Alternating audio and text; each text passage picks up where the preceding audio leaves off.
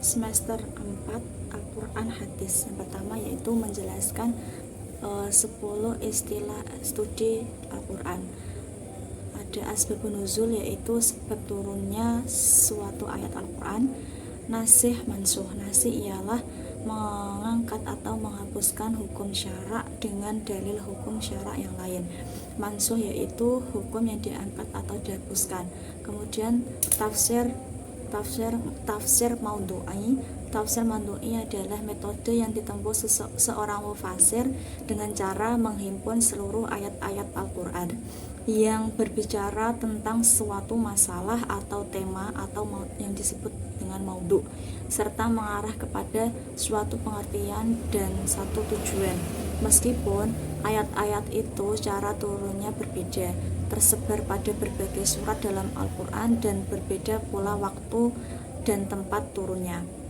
Kemudian fatwatus suwar atau fawatih aswar berarti beberapa pembuka dari surah-surah Al-Quran atau beberapa macam awalan dari surah-surah atau surat-surat Al-Quran. Qiraat adalah bentuk jamak dari qiraah yang berarti bacaan, dan ia adalah masdar atau ism yang dibaca nasab dari qiraah. Dengan demikian qiraat adalah bacaan atau cara membaca.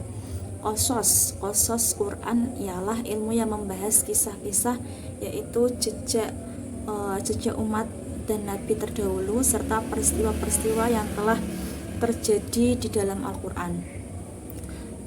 Tafsir muqaran, metode yang ditempuh seorang mufasir dengan cara mengambil sejumlah ayat Al-Quran, kemudian mengemukakan penafsiran para ulama terhadap ayat-ayat dan mengungkapkan pendapat mereka serta membandingkan segi-segi dari kecenderungan masing-masing yang berbeda dalam menafsirkan Al-Quran. Tafsir ijmali, penafsiran Al-Quran dengan uraian singkat dan global tanpa uraian panjang lebar. Mufasir adalah orang-orang yang menafsirkan Al-Quran.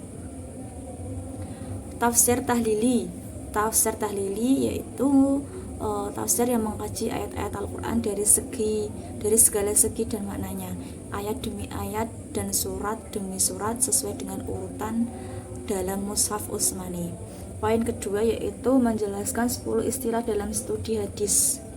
Ada jarwa wa ta'dil, menerangkan tentang cacat yang dihadapkan kepada para perawi dan tentang pentakdilannya, memandang lurus para perawi dengan memakai kata-kata yang khusus dan menerima atau menolak riwayat mereka. Yang kedua, rijal hadis, kajian yang berhubungan dengan sanad.